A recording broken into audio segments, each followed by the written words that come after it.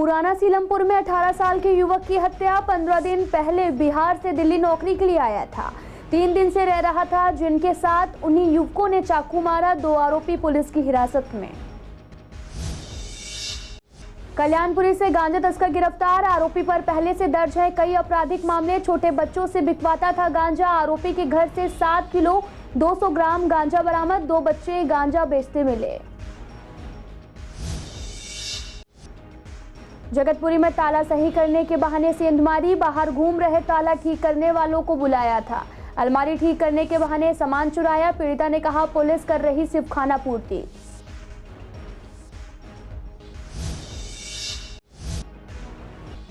Alderman की नियुक्ति पर कोर्ट का फैसला जल्द आने की उम्मीद। इसके बाद होगा कमेटियों का गठन। नियुक्त होंगे एल्डरमैन।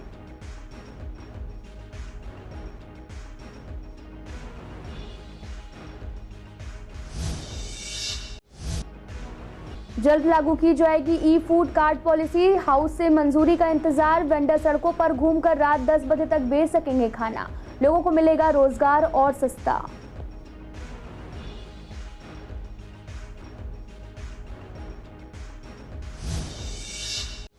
नमस्कार, मैं आपके साथ अंकिता पाल। आप सभी का पूर्वी दिल्ली खास में एक बार फिर से स्वागत है। रुक करते हैं खबरों की तरफ। बिहार से दिल्ली नौकरी करने आए करीब 18 साल के शिवनाथ की उसके ही साथ रहने वाले रोहित और अन्य लोगों ने चाकू मारकर हत्या कर दी।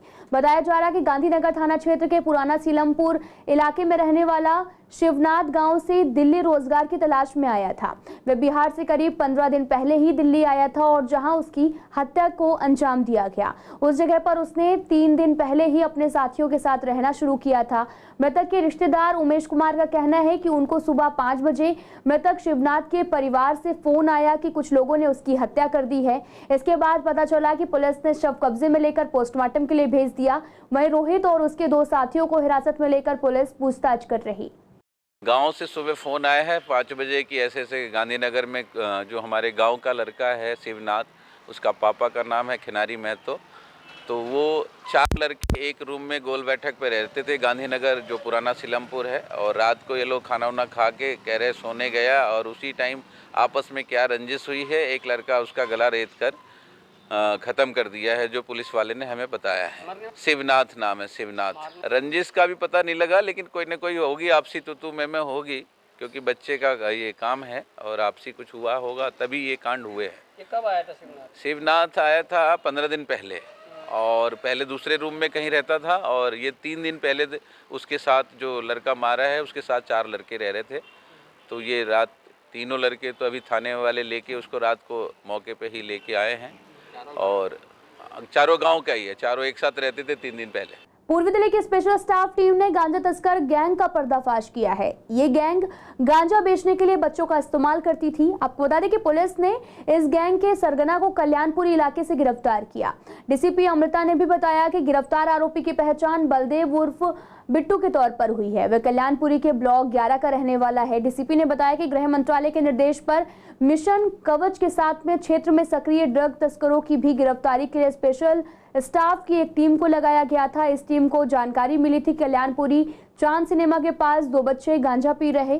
सूचना मिलते ही एसआई विनीत प्रताप सिंह और एएसआई अमित कुमार और हेड कांस्टेबल युवेंद्र की भी टीम मौके पर पहुंची। दोनों बच्चों को पकड़ लिया गया, उनकी तलाशी ली गई। उनके पास से गांजा बरामद हुआ। पूछताछ में उन्होंने खुलासा किया कि ब्लॉक 11 कल्याणपुरी में रहने वाले बलदेव उर्फ बिट्टू से उन्होंने गांजा खरीदा था। पूछताछ में बच्चों ने बताया कि बिट्टू छोटे छोटे बच्चों का इस्तेमाल कर गांजा बेचने के लिए करता था।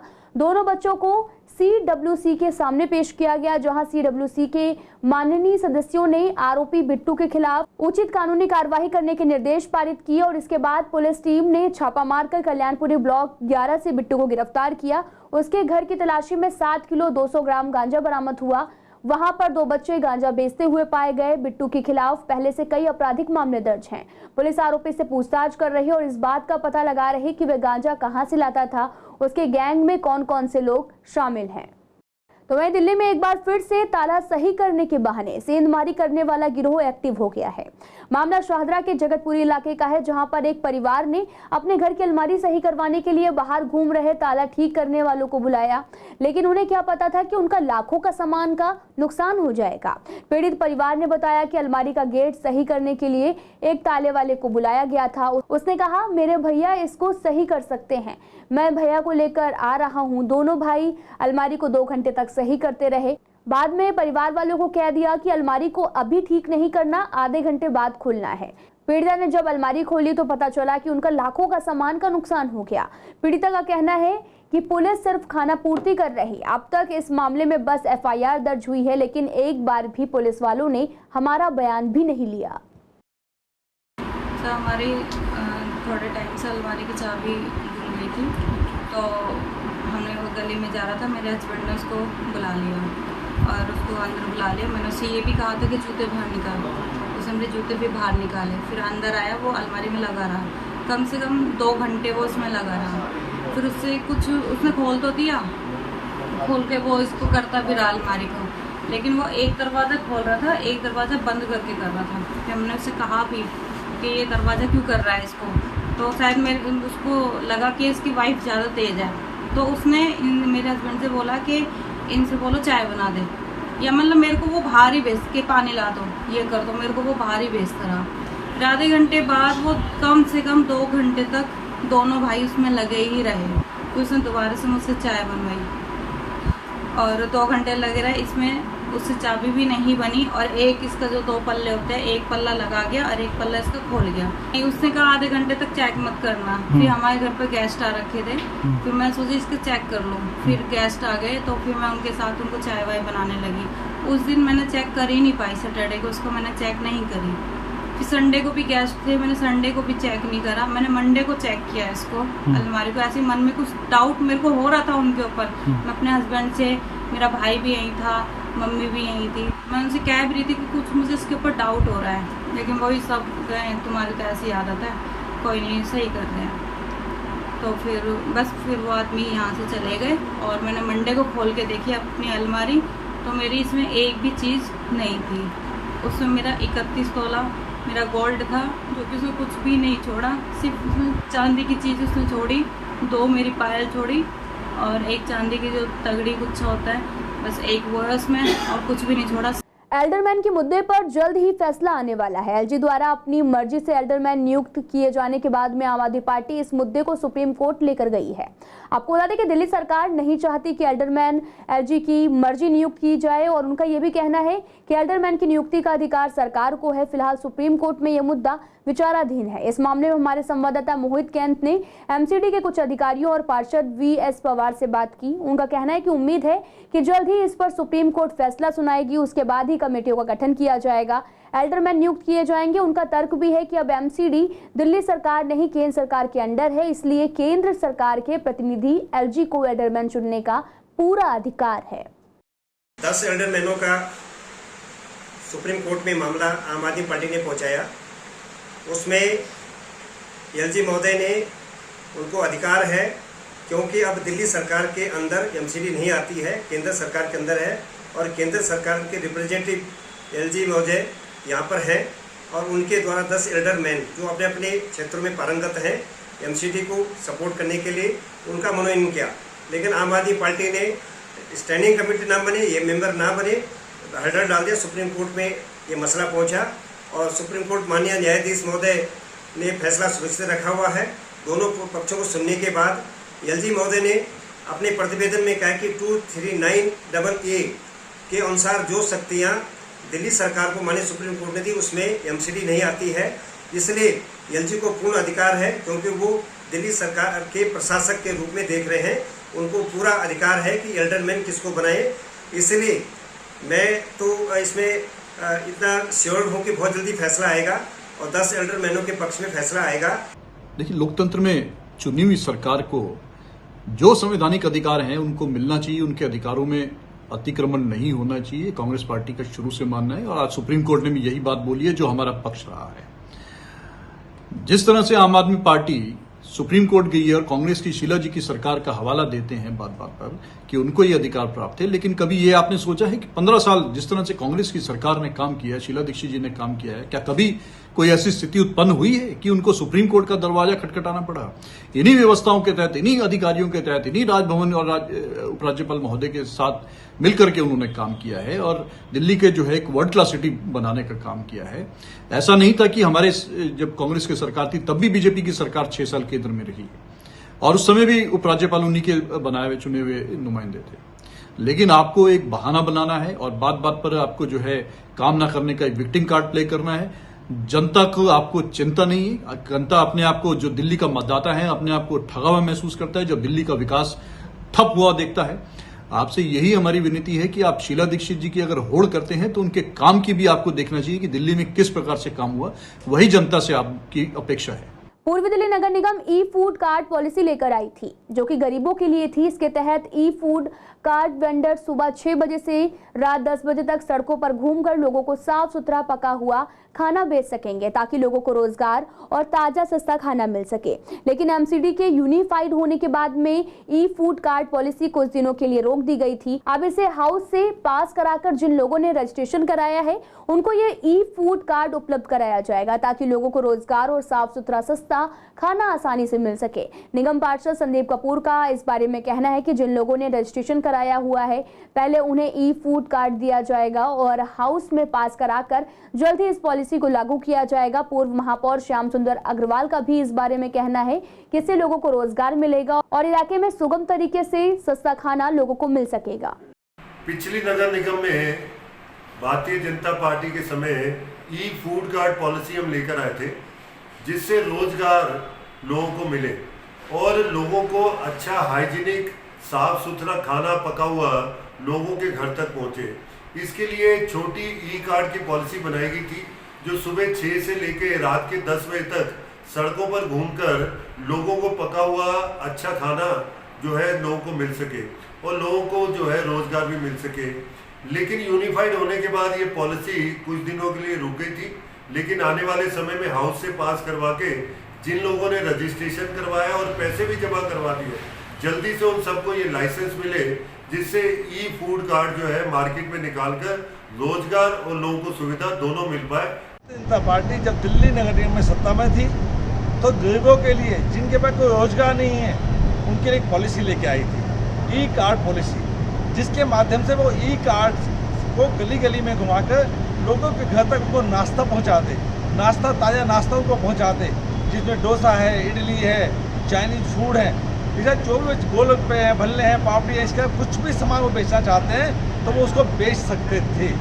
इस पॉलिसी को हमने लागू किया। लागू करने के बाद बड़ी संख्या में एप्लीकेशन भी आई हैं जो अभी पेंडिंग पड़ी हुई थी, लेकिन अधिकारियों का मैं धन्यवाद देना चाहूँगा, उन एप्लीकेशन को उन्होंने निकाला है और जल्दी ई कार्ड पॉलिसी लागू होने वाली है जिसके अंदर लोगों को रोजगार मिलेगा और क्षेत्र की जनता को अपने घर बैठे अच्छा सामान मिलेगा। पूर्वी दिल्ली के ज्योति नगर इलाके में दिन दहाड़े रुपए छीनने की कोशिश कर रहे एक युवक की 2 युवकों ने चाकू घोंपकर हत्या कर दी। पुलिस के मुताबिक बुधवार दोपहर 2:16 पर ज्योति नगर के समुदाय भवन के पास चाकूबाजी की सूचना मिली। पुलिस ने घायल राहुल को अस्पताल में भर्ती कराया जहां डॉक्टर ने उसे मृत घोषित कर दिया। वहीं नॉर्थ ईस्ट की स्पेशल स्टाफ के नितिन वात्स को भी सूचना मिली थी कि आरोपी अभी भी उसी इलाके में है। उन्होंने अपनी टीम के साथ में आरोपी मनीष और प्रशांत को भी गिरफ्तार कर लिया। एजीसीआर में रहने वाले लोग पिछले काफी समय से कई परेशानियों से जूझ रहे। कई कोशिशों के बाद भी अतिक्रमण और नशेड़ियों से यहाँ के लोगों को काफी राहत नहीं मिल पा रही है। ऐसे में यहाँ रहने वालों ने डीसीपी रोहित मीणा और इलाके के एसएचओ से मिलकर अपनी समस्याएं उनके सामने रखी। हमारे संवाददाता ने यहाँ के लोगों से बात की। उन्होंने बताया कि एजीसीआर के एग्जिट गेट पर भी रेहड़ी पटरी वालों का काफी अतिक्रमण रहता है। साथ ही शाम के समय इन ठेलों पर नशेड़ी आकर बैठ जाते हैं, हुड़दंग करते हैं। उन्होंने बताया कि शाम के समय यहां से निकलना भी मुश्किल हो जाता है। यहां काफी जाम भी लग जाता है। जाम की वजह से पीडब्ल्यूडी द्वारा खोदा गया नाला भी है जिसको अब तक बनाया नहीं गया। लोगों ने बताया कि पुलिस के एक्शन के बाद अब थोड़ी सी राहत मिली है। जैसा कि आपको पता ही होगा कि हमारे गेट के पार जो एग्जिट गेट है हमारा कड़कड़डुमा गेट के सामने, वहाँ पे बहुत सारी नॉनसेंस हो रही थी। लोगों ने स्टॉल लगाए थे, गैर कानूनी रूप से ड्रग्स का, शराब का धंधा चल रहा था। लोग इकट्ठे हो जाते थे, 60-70 लड़के हमेशा इकट्ठे रहते थे उसको रोकने के लिए हम लोगों ने एक RW ने प्रयास किया, जिसमें दिलबर गोटी जी का बहुत बड़ा सहयोग रहा, हमारे ओम प्रकाश शर्मा जी ने का, और ख़ास तौर पे DCP हमारे मीना जी का और SHO गावा जी का बहुत बड़ा सहयोग रहा उसको रोकने के लिए। ये अभी एक स्टार्टिंग है, प्रयास है उनका, देखते हैं ये कब तक सही रहता है।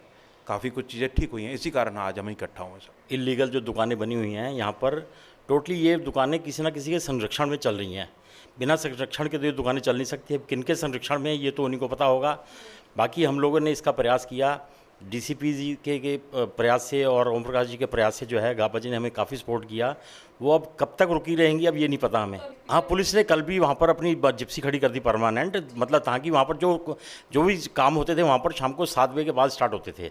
7 बजे से लेकर के रात को 12-1 बजे तक, कि एक्चुअली 5 फुट की हमारी दीवार है उस गली मतलब लेन की और हमारी, तो इधर हमारे रेजिडेंट रहते हैं, तो उन मतलब गंदी गंदी गालियाँ निकालना, गंदी गंदी बातें करना, फिर शोर शराबा करना, तो वो हमारे रेजिडेंट बड़े परेशान रहते थे। तो उसके कारण से क्या था कि हम लोगों ने उनसे ये रिक्वेस्ट करी कि देखिए हमारे रेजिडेंट यहाँ के परेशान रह रहे हैं, कुछ ना कुछ एफर्ट्स कीजिए। तो उन्होंने हमारी इस बात को सुना। असली राहत सब समझेंगे कि हमें ये यहाँ से पूरी तरीके से हट के साफ़ हो जाए, ताकि इन लोगों को कोई मौका ही ना मिले आगे कि यहाँ बैठ के दारू पिएँ, गांजा पिएँ, सरस पिएँ। इवन हमारी बहन बेटियाँ हैं जो वॉक के लिए जाती हैं, कोई नहीं गार्ड तो हमारे यहाँ है ना, गेट पे है साथ में, आगे कोई थोड़ा ही आगे तो हमारे लोग नए वो कहते हैं जी को कहाँ से आए, किधर से आए, पूछो तो उनको कुछ और कह के चले जाते हैं। गिलासों में शराब पी रहे हैं, दारू पी रहे हैं, स्मैक पी रहे हैं, सारा कुछ अंदर तक उसकी स्मेल आती है लोगों को, कि बहुत त्रस्त हैं। कम से कम ये कोई 1-2-4 दिन या 10 दिन का मैटर नहीं है, ये पिछले कितने ही सालों से चले आ रहा है। और हम लोगों को बहुत ही प्रॉब्लम होती है यहाँ पे रात को। कई बार हमने बोला, 1-2 जो शॉप्स इन्होंने खोली हुई हैं इनलीगल, वहाँ पे अच्छे लोग नहीं खड़े होते, वहाँ से निकलना ही दुर्भर हो जाता था हमारा। अब हमारी RW टीम ने प्रयास किया, उसके प्रयास से अब 2 दिन से तो राहत है। लेट्स सी ये कब तक चलता है। मुश्किल तो होती है, आप वॉक नहीं कर सकते, मतलब ये मोबाइल या कोई चीज़ भी है, हम जैसे निकल रहे हैं या अपने बच्चों के साथ निकल रहे हैं तो वो सेफ़ नहीं है। वो वहाँ का एटमॉस्फेयर देख के मतलब ना डरावना सा भी लगता था।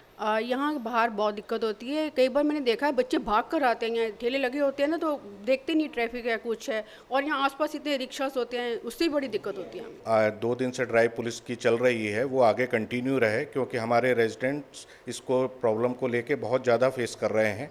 और नाला भी खुदा हुआ है, और उसके बाद भी रेडियो की लाइन लगी हुई है, जहाँ रात को शराब, ड्रग्स सब कुछ चलता है। तो इसलिए पुलिस से अपील है कि इस ड्राइव को कंटिन्यू रखें, जिससे हमारे रेजिडेंट्स को कुछ ना कुछ आगे सहूलियत मिल सके। पूर्वी दिल्ली की सड़कों की हालत ऐसी है कि अक्सर लोग इन पर सड़क हादसों का शिकार हो जाते हैं। सड़कों पर गड्ढे इतने ज्यादा हैं कि गाड़ियां इन गड्ढों से धंस जाती हैं। अगर कहीं सड़क बनी भी होती है तो उस पर पूरी तरह से काम नहीं हो पाता। आज हम बात कर रहे हैं जगतपुरी की सड़क की। जगतपुरी से लेकर शहादर तक सड़क को बनाया गया था, लेकिन आधा अधूरा। यहाँ से गुजरने वाले लोगों ने बताया कि इन सड़कों को थोड़े समय पहले ही बनाया गया था, लेकिन आधे में काम को छोड़ दिया गया। कहीं ब्रेकर ठीक से नहीं बन पाए तो कहीं गड्ढे नहीं भरे, और ऐसे में रास्ते पर चलना काफी दिक्कत हो रही है। और सड़क ऊंची नीची होने से कई बार गाड़ियों का बैलेंस बिगड़ जाता है। सरकार सिर्फ खाना पूर्ति करती है, काम बिल्कुल भी नहीं करती। हाँ, ये सड़क वहाँ से वहाँ तक बनाई है, मगर आधी इन्होंने छोड़ दी है, और बीच में गड्ढे भी है, दिक्कत भी हो रही है। और दिक्कत सबसे बड़ी ये है, ब्रेकर बना रखा है, ब्रेकर पे जो है सफ़ेद पट्टी जो खिंची हुई होती है वो ब्रेकर पे नहीं है। उसमें जो है ड्राइवर को पता ही नहीं पड़ पाता है ब्रेकर है क्या है। जब वो आया था, जब गाड़ी उछली, जब पता पड़ती है ब्रेकर था ये। जो रोज़ के चलने वाले उन्हें एक आइडिया हो गया है, जो कभी कभार के चलते हो तो वहाँ दिक्कत बहुत ज़्यादा है उस ब्रेकर पे। ऐसे में तो रोड बनना चाहिए, ये छोड़ना नहीं चाहिए। ये मेन रोड है, ये जो है बहुत दूर तक जा रहा है निकल के यहाँ से, और आगे तक काफ़ी हाईवे तक जा रहा है, NH-24 तक। तो इस रोड को तो क्लियर करना चाहिए ना।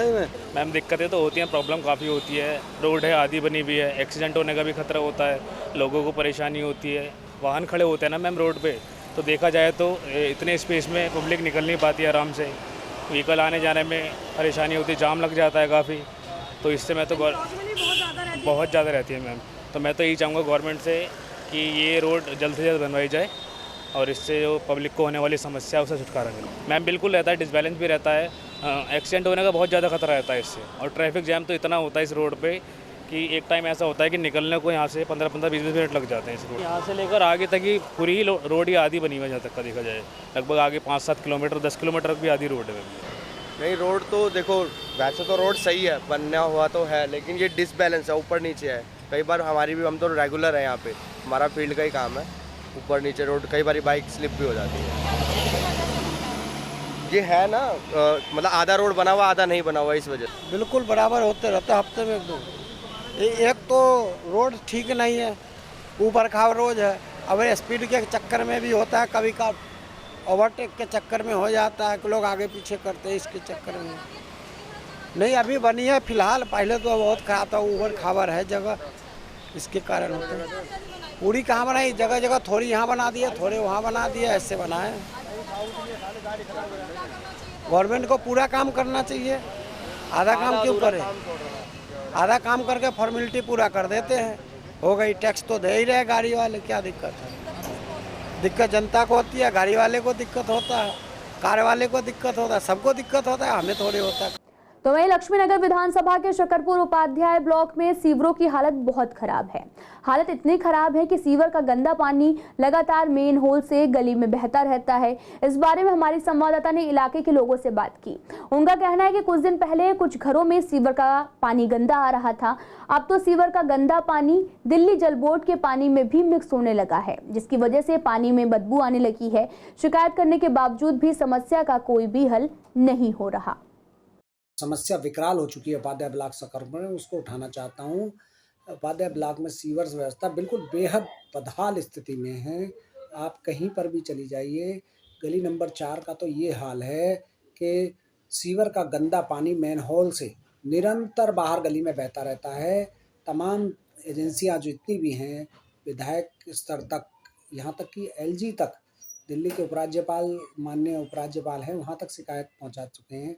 CM मुख्यमंत्री तक शिकायत पहुँचाएंगे, लेकिन कोई सुनवाई नहीं हो पा रही है। अभी U ब्लॉक में U17 एक घर है, उसमें पानी, सीवर का पानी वापस बैक मारते हुए तालाब बन गया था, और स्थिति इतनी खराब है कि सीवर का पानी पाइपों से रिस कर, मैन होल से रिस कर ऊपर ओगल मारता है। नालियाँ भरी रहती हैं सीवर के पानी की वजह से। बहुत दयनीय स्थिति है उपाध्याय ब्लॉक में सीवर व्यवस्था में। शकरपुर क्षेत्र के U ब्लॉक की चरमराती हुई सीवेज सिस्टम का ध्यान सरकार की ओर केंद्रित करना चाहता हूं।